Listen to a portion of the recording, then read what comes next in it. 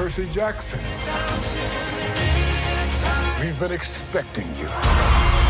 What was the most important thing for you to get right about this adaptation? It is a franchise, a series, a story that really lives in its tone, in its sense of humor, in its sentimentality. And I think finding a way to be able to capture that tone and be able to move the story around when we needed to get it to fit a new medium was a conversation with Rick and Becky and making sure that there was no part of that translation that was going to sound false notes for them or make it feel like this wasn't the story that they brought to the table. It needed to have its heart and soul in the right place. So making sure that was in order was really important.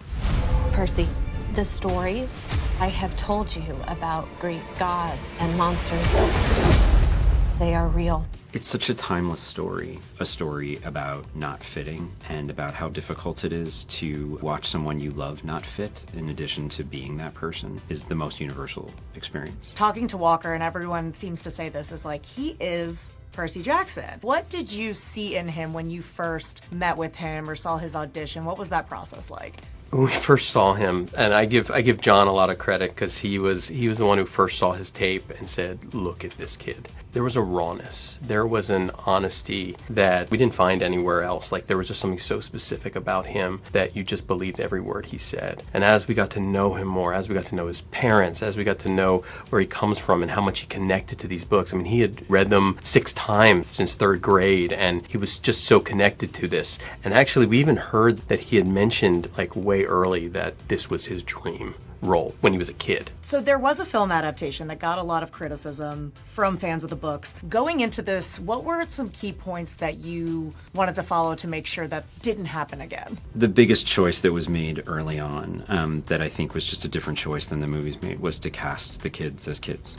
to really embrace the fact that this is a story about 3 people who are still children and who are just kind of moving into that phase in their life when they are emerging from that filter, I guess, where, that you live in childhood. It comes with a whole raft of complications when you make that choice, but it was important. Once you're on that path, I think a lot of other things all start to come into focus in terms of what kind of story you're telling and who it's for. What's the plan? Because there are quite a few books. What is the overall plan? What is the dream here? We talk about it, it was, the goal has always been sort of a book a season going forward. We're in this moment right now of putting this out there. For us, with the Riordans, it's been a 4-year process to get this here through COVID and everything else that's taken place over these last 4 years.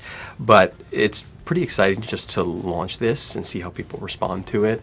And the hope is to make many more of these. I love, conventions, I feel like, is where you can really get a sense of what the fandom is. And I think it was D23. That was the first moment. Yeah, how cool is it to just see how many fans are so devoted to this? It's the connection people have to this story is unlike anything else I've ever seen. It's one thing to be a fan of a story. It's another thing to feel like that story is a part of who you are and a part of why you started reading and a part of coming to terms with the things that make you different than the other kids around you. I think that creates a really strong bond, and you see it the moment you see these crowds of people who are just dying to have this become real in a new way. It's a big deal. Maybe I won't even need a sword.